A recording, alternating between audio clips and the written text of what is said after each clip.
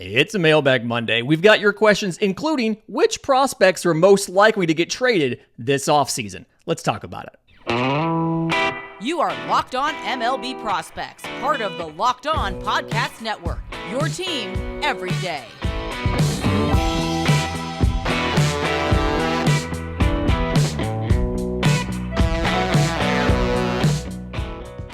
Yes, welcome on in to Locked On MLB Prospects, your home for all things minor league baseball. I'm your host, Lindsay Crosby, award-winning baseball writer and podcaster. Thank you for making this your first listen every single day. We're proudly part of the Locked On Podcast Network, where it's your team every day. And today's episode is made possible by our friends at FanDuel. Make every moment more, because right now, new customers get $150 in bonus bets with any winning $5 moneyline bet. That's $150 if your team wins.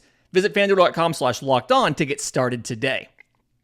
So as we do every single Monday, this mailbag entirely consists of questions from listeners of this show.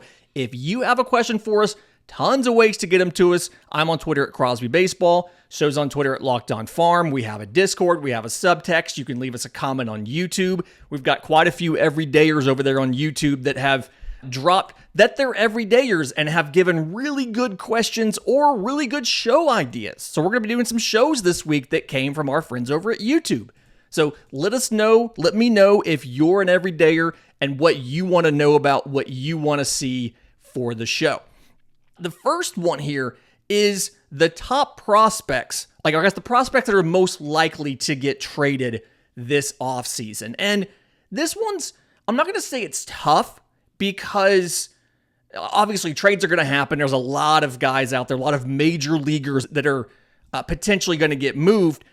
But I am going to say it's not easy, because you never really know how teams value prospects on in other organizations and who they're going to ask for. But what we can do is we can go through and identify some teams that we expect to be active in the trade market and who are their surplus assets that are most likely to get moved based on the major league roster and the team's tendencies in the past. And I think the number one guy, if you're watching on YouTube, you saw him in the thumbnail.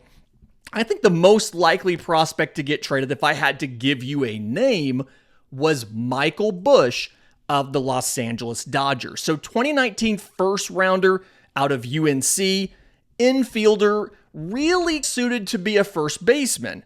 So one reason I told you we're looking at the major league roster, you've got Freddie Freeman signed long-term. So one of the reasons you might consider moving Michael Busch is his long-term, he's blocked at his primary position. They've tried him at second. They've tried him at third. They tried him a little bit in left field too. And honestly, he didn't look that great at any of those. Second base was probably the best looking position. And even that was fine. The fact that they re-signed Max Muncy to a multi-year deal tells me that despite how good Michael Busch performed in the minors last year, they don't think he's ready. And the major league call-up wasn't good, but he did really well in the minors. So, context on the season for Michael Busch. 98 games in AAA. He starts there, he bumps up to the majors in late April, gets sent back down, and spends most of the rest of the year down. He comes up again briefly in mid-June, and then he comes up again in late August. So a lot of bouncing around.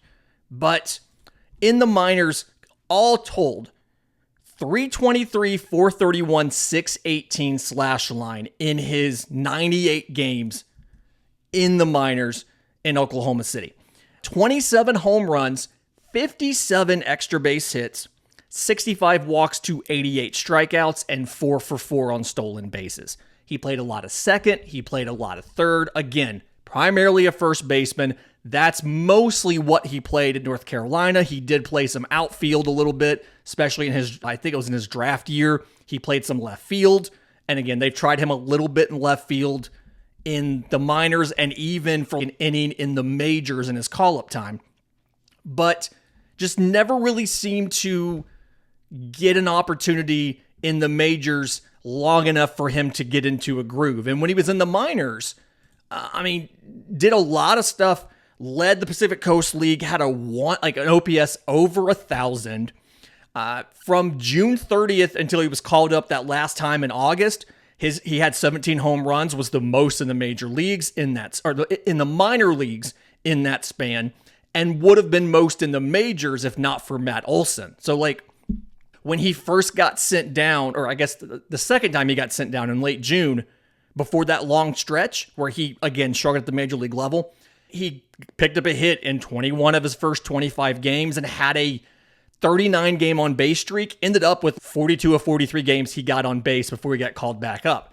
And he's done everything he needed to do at the minor league level, but at the major league level, he struggled. And again, it was multiple sporadic call-ups during the season. So I understand the situation he's in and trying to make it happen there. But in those 27 games for Michael Busch, 167, 247, 292, 2 home runs, 5 extra base hits, 8 walks to 27 strikeouts.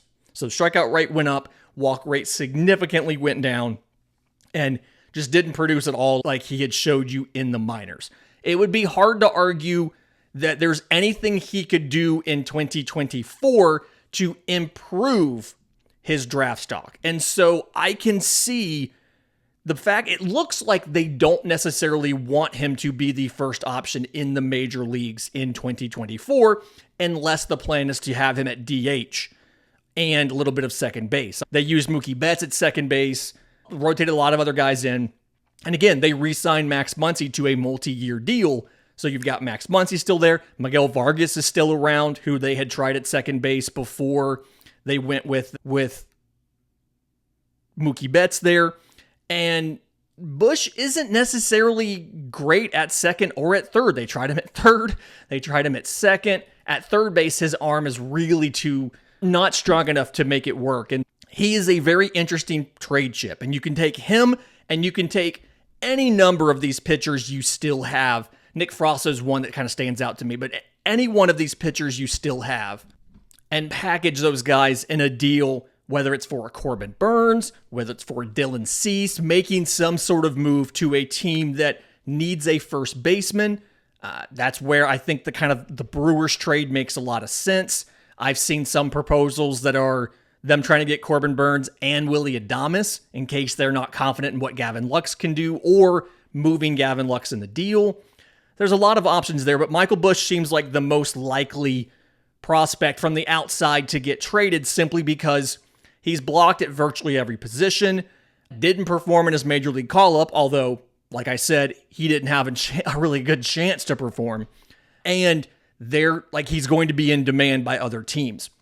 Some other guys, Baltimore seems to me to be almost a lock to trade somebody, but I honestly don't know if it's going to be one of their young infielders. I think if you see a trade of a prospect out of Baltimore, and again, the veterans are probably more likely to get traded than the prospects, simply because of money.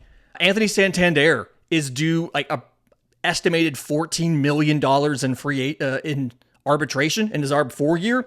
Feels like a lock he's going to get moved. The largest contract being paid right now to a non-arbitration player by the Orioles is they're paying $4 million of the $12 million owed to James McCann. They have a grand total. They had 4 guys settle on contracts and not go to arbitration. So they have 6 guys that are not either arbitration or pre-arbitration contracts. That's it. Their highest paid salary in 2024, as of now, before arbitration awards are decided, will be $5.6 million for Chris Davis. And so I could actually see a veteran getting traded from Baltimore, Anthony Santander, Ryan Mountcastle, Ryan O'Hearn, one of those guys. But if you're looking at a prospect, looking at an infielder, Joey Ortiz feels like a guy that would have more value to other organizations than he has for Baltimore because they have so many infield options. I could also see them trading one of those prospect outfielders, right? A Colton Cowser, maybe trading a Heston Kierstad, making one of those deals. The Toronto Blue Jays feel like if they trade a piece, it's going to be an infielder. They have a ton of depth in their infield, whether it's Aurelvis Martinez, Kay Doty, Tucker Toman, Addison Barger, who played some outfield recently, has shown that he can hit for both power and average, has a good arm. I could see a lot of teams saying, we're going to go get Addison Barger, plug him into right field, and let him learn because he's got 6 years of club control. For the Reds, everybody talks about Jonathan India getting moved to help get pitching. If they trade a prospect, to me, it would make sense it'd be a guy like a Sal Stewart, right? 2022 first rounder, played 117 games between single A and high A last year, and was really good. 275, 396, 416, 12 home runs, 36 extra base hits, 84 walks to 77 strikeouts, and 15 to 19 on stolen bases. But with all of the infielders they have, obviously the reason they're discussing trading Jonathan India is one, money. He's going to be in arbitration. But two, how many other infielders they have, including Noelvi Marte, who, despite getting injured in winter ball over the weekend, we're hoping should be available for the regular season. And then you've got other prospects at third, like Cam Collier. I could see that being a guy that gets moved as well. In just a minute, those of you who can't see because you're on audio, I'm wearing a hat from the Rome Emperors. Minor League Baseball saw some name changes and some rebranding efforts over the week, recently, and I want to talk about that. We'll do that next right here on Locked on MLB Prospects. But first, today's episode is brought to you by our friends at FanDuel. You can score early this NFL season with FanDuel, America's #1 sportsbook. Right now, new customers get $150 in bonus bets with any winning $5 moneyline bet. That's $150 if your team wins. If you've been thinking about joining FanDuel, no better time to get in on the action. The app is incredibly easy to use, wide range of betting options, spreads, player props, over-unders, and more. And if you join now and start doing this stuff for the NFL, you can be familiar with how all this stuff works before they start doing college bowl season. That's always tons of fun. That'll start with those announcements come next weekend. Visit FanDuel.com/lockedon to get started with your betting during the NFL season with FanDuel, an official partner of the NFL. Like I said, wearing a hat right now for the Rome Emperors. This is an affiliate of the Atlanta Braves, High A Rome. They made this announcement the same day that the MVP was being announced, and it was something where they did it at an event at the ballpark as part of a watch party they were doing for the MVP decision. And we've seen a lot of minor league teams do name changes, and the time right after the season's always when you do that. You hear that stuff come out in November. But a lot of minor league teams do name changes, do alternate identities and things like that. And a lot of people, especially the purists who grew up with their local teams being owned by the minor league affiliate and having the same name, a lot of folks don't necessarily love it and want to know why. And when you see a minor league organization change names, there's typically 3 different reasons why it happens, okay? So the first one is to provide some separation from the major league club. This isn't a stated reason that they always talk about. It's simply because of proximity. You did actually see Atlanta talk about this when they announced they were changing their AAA team, Gwinnett, from the Gwinnett Braves to the Gwinnett Stripers, which is a local fish. And the reason for that was they claimed since they're in the same metro area that they had situations where fans, or I guess casual attendees, somebody who was wanting to come to a game while they were in the area, would buy tickets to the wrong sporting event, not realizing this was a minor league team. So a little bit of separation from the major league club is something teams do. The bigger reason, and the stated reason for Rome doing this, was to allow the team, the minor league team, to create a little bit of a better connection to their local community. Rome, Georgia, this is something, they've been there since 2003, and they've always been the Braves. They've been the Rome Braves the entire time they were there. They were actually purchased away from the Braves. Somebody bought them from the Braves in prior to 2022.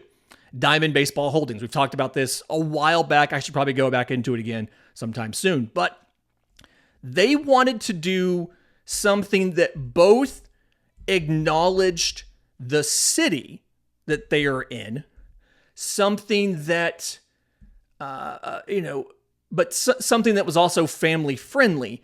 And so they went with the Rome Emperors because obviously Rome and the city of Rome has a lot of ties back to Rome, Italy.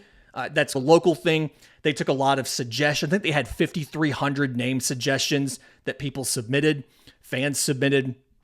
And then they went with, for the mascot, they went with a penguin in a toga with a bat. There's a couple reasons for this. One was they didn't want to have a Little Caesars guy walking around with a metal helmet. This is a quote from the general manager. They didn't want a Little Caesars looking dude walking around with a gold medal helmet.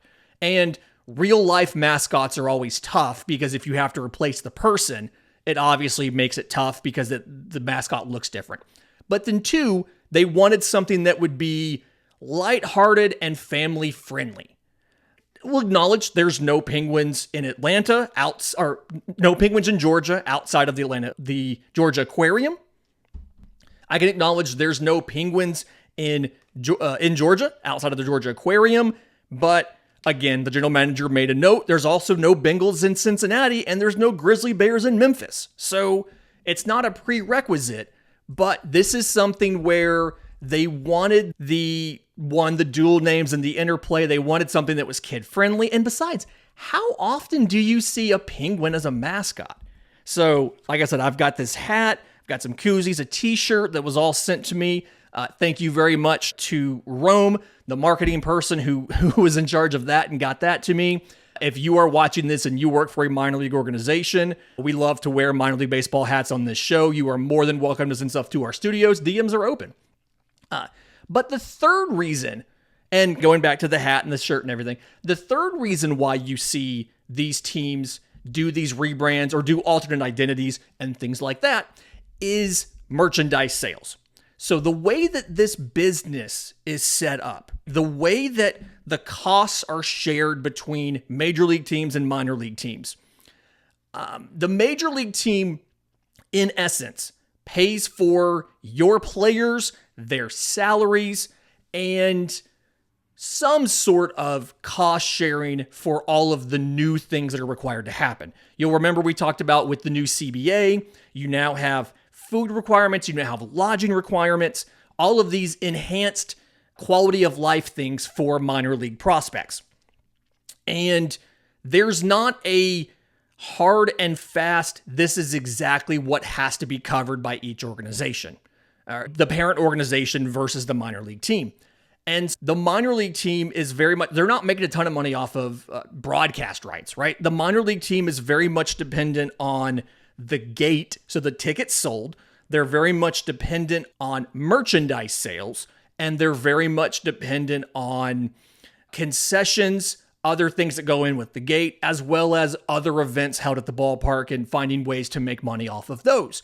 And so doing a rebrand, putting out all new merchandise, not only gets you a surge of sales initially. After the event was announced, my extended family was on the site looking at hats and all of that stuff. Not only do you get that initial surge of sales of merchandise, but going forward, when you don't match the name of the parent organization, there's a higher base level of sales that happen. Because if you're a Braves fan and you're going to visit the Rome Braves or the Mississippi Braves or whoever it might be, you'll just wear your Braves hat, right? You don't have to have a separate piece of merchandise to represent that team. And there's an incentive for the team if they have a separate identity. Yes, it helps connect to the local community. Yes, it helps differentiate you from the parent organization, but also it raises the floor on merchandise sales from fans who are attending games or want to attend games and want to fit in as they attend games. You've also seen, especially recently, a lot more marketing efforts around alternate identities. Some of them have been very popular. And with that, there's opportunities for alternate logos, alternate identities, things like that. That is partly, again, connecting to different groups. If you look at the Copa de la Diversion marketing campaign, that is connecting to different underrepresented local groups. But then you also have opportunities to sell merchandise. For that, the Marvel Defenders of the Diamond campaign, things like that are also marketing related. So helping these teams with the gate, helping these teams with merchandise sales so that they can, one, better afford the additional costs that are not covered by the parent organization, but then two, so that they can be more profitable in general so that you can help them stay around. That's always a nice thing. In just a minute, we put out a mock draft last week, our first of the year. We got some pretty strong reactions and some interesting comments. I want to talk about those as well as a wild proposed 5-team trade. We'll do that next, right here on Locked on MLB Prospects.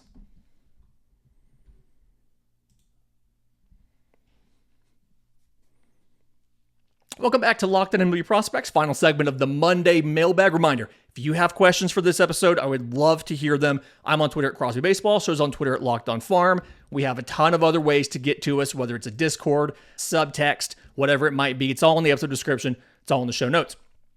So, put out the mock draft on Thursday and Friday and only got 10, 11 picks in on the first show, so had to go all the way to the first round on the second show. And there's a little bit of feedback that I got from some people who I trust on these kind of things, guys that we were maybe a little bit too low on, things like that, as well as some common trends I noticed in all of the comments that we received, the tweets, all of that kind of stuff. One, I'm a little bit too low on Jay Weatherholt from West Virginia. Somebody that was on the right track when I was talking about how his batted ball data, his deeper metrics are all really attractive. Over 90% contact rate. In zone, it was like 91.7%. Overall contract was like 93.4. Having a really low chase rate, a really good average exit velocity, all that kind of stuff. Was on track with that.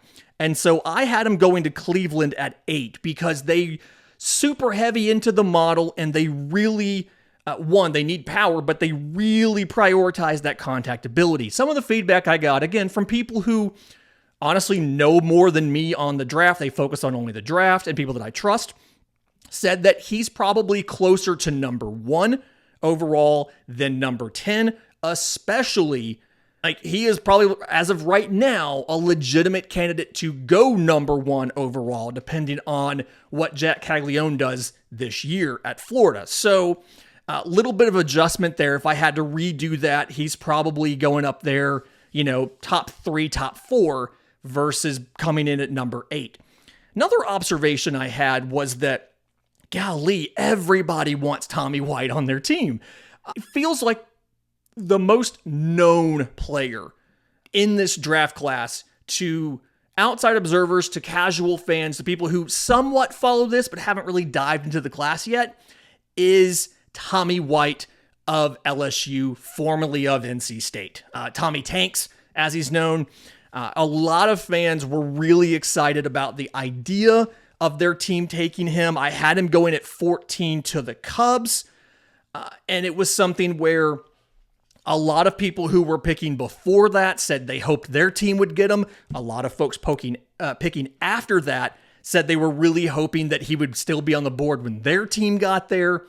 Obviously, MLB teams don't draft based on our preferences, fan preferences, that kind of stuff, but just found it really interesting. That was by far the most common player commented on between the two shows. Also got a little bit of comments that Vance Honeycutt, who I had falling to 17, that if he had a similar season to what he had in 2022, the lower batting average, still under 300, the strikeouts, that assuming the strikeout rate continued to drop a little bit, he probably wouldn't fall that far, but that it probably is the biggest unknown right now as far as guy who could go in the top 5 or guy who could fall down to the mid-teens. So it was a little bit of a bold choice to say he was going to fall to 17 in my mock, but not completely out of the question depending on how his 2024 goes. And that's why doing mocks this early aren't incredibly helpful, but they're always really interesting. And it's really just a good exercise to get more familiar with the draft class as a whole for both you and for me. There was an article came out on MLB.com late last week about six, as they called them, quote, bonkers blockbuster trades that they were proposing. And it's from Anthony Castroventz. I think we've talked about his stuff on the show before. But one of them really stood out to me as I could absolutely see them doing this. It just feels like it's a lot of stuff, and I think it's a good conversation topic. So the trade is a 4-team trade. I think I have it in the notes there on the little sidebar as 5, and that's on me. For the Yankees, they are getting third baseman Alex Bregman, outfielder Jake Myers, and left-hand pitcher Jared Schuster. The Astros would be getting infielder Jordan Westburg. The Orioles would be getting right-hand pitcher Dylan Cease, and the White Sox would be getting outfielder Jason Dominguez, catcher and first baseman Samuel Basallo from the Orioles, and right-hand pitcher Spencer Arrighetti from the Astros. This is a really interesting suggestion. Obviously, a little bit like he said, it is legitimately bonkers and a blockbuster trade, but probably could use a little bit. We haven't talked about the possibility of Alex Bregman getting traded, right? It's probably the odds are pretty low, but I think this kind of comes down to they have to make a decision, right? Bregman's a year away from free agency. Jose Altuve's a year away from free agency. Their farm system is not very good. They've traded away some of the top prospects. They've graduated a lot of guys. Jeremy Pena was a big part of that World Series run. A bunch of those pitchers came out of international free agency and ran through the system. And so they don't necessarily have the depth in the system to extend the competitive window at the major league level reliably right now. And so we've already seen Eugenio Suarez be traded. Matt Chapman is still on the board, and a lot of teams are looking for upgrades at third base. And so the thought process is the Astros can swoop in, trade Bregman before he gets into his final year of control, because the alternative is trading Jose Altuve, and it feels like they would keep Altuve over keeping Bregman.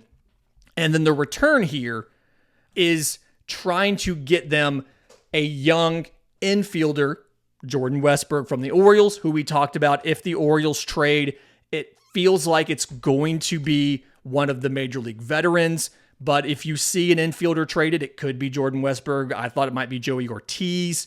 But I feel like it's probably more likely you see some of the expensive guys traded.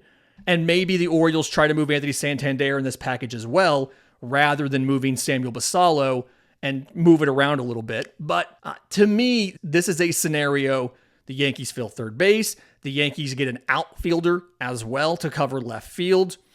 The Orioles get the top tier pitcher that, I'm sorry, they are not going to pay for in free agency. People keep telling me, especially when we were talking about the trade deadline that the Orioles had, people were telling me that they're going to go out and make all these improvements in free agency. And I'm like, where's the groundwork for them going and spending a lot of money in free agency on big name players? If they do anything, they would trade for a pitcher. Dylan Cease is the one that has multiple years of control. It's not just this year. Tyler Glasnow, it's a 1-year thing. This is multiple years of control versus Glasnow and Burns.